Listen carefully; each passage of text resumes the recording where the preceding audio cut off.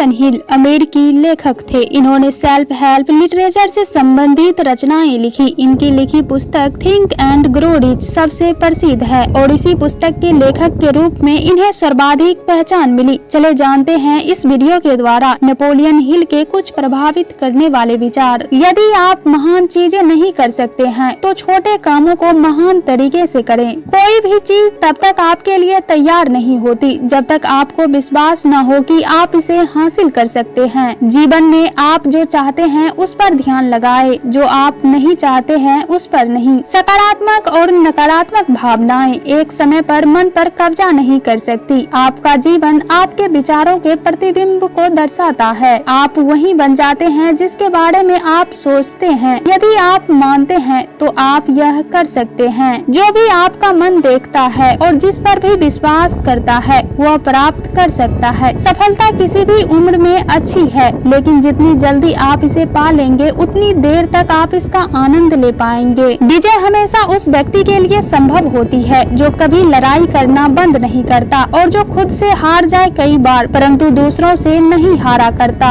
यदि आप अपनी कल्पना में अमीर होना नहीं देखते हैं तो आपके बैंक बैलेंस अमीरों जैसी कभी नहीं दिखेगी। जब असफलता मिलती है तो यह संकेत देती है कि आपकी योजनाएं सही नहीं है। तो अपनी योजना का पुनर्निर्माण करें और अपनी लक्ष्य की ओर फिर से आगे बढ़ जाए। एक सकारात्मक दिमाग काम करने का तरीका ढूंढता है, बल्कि एक नकारात्मक दिमाग उन सभी तरीकों को ढूंढता है जिससे काम नहीं किया जा सके। सफलता का एक ही तरीका है, निरंतर सीखते रहना। रुको मत, समय कभी सही नहीं होगा। जहां आप खड़े हैं वहीं से शुरू करें और मौजूदा संसाधन का इस्तेमाल करें और काम करें। ऐसे लोगों की संगत में रहे जो आपको अपने सपनों के जीवन के बारे में सोचने और कार्य करने के लिए प्रोत्साहित करें। आप अपने भाग्य के मालिक हैं। आप अपने खुद के वातावरण को प्रभावित, संचालित और नियंत्रित कर सकते हैं। आप अपने जीवन को वही बना सकते हैं जो आप चाहते हैं। ताकत और विश्वास, नियंत्रण, प्रयास और संघर्ष से ही आते हैं। यदि आपके 40 की उम्र तक भी पैसे नहीं है तो आज के इस कलयुग जीवन में आपका कोई खास मूल्य नहीं है। यदि आपको 40 के कम उम्र में ही बैंक बैलेंस का आंकड़ा करोड़ों में रखना है तो अपने बर्बाद होते हुए समय पर थोड़ा सा ध्यान दे और कुछ न कुछ करने का प्रयास करें। डर मन की स्थिति से अधिक कुछ नहीं है। हमारी औकात वही है जो हम दिमाग में बनाते हैं।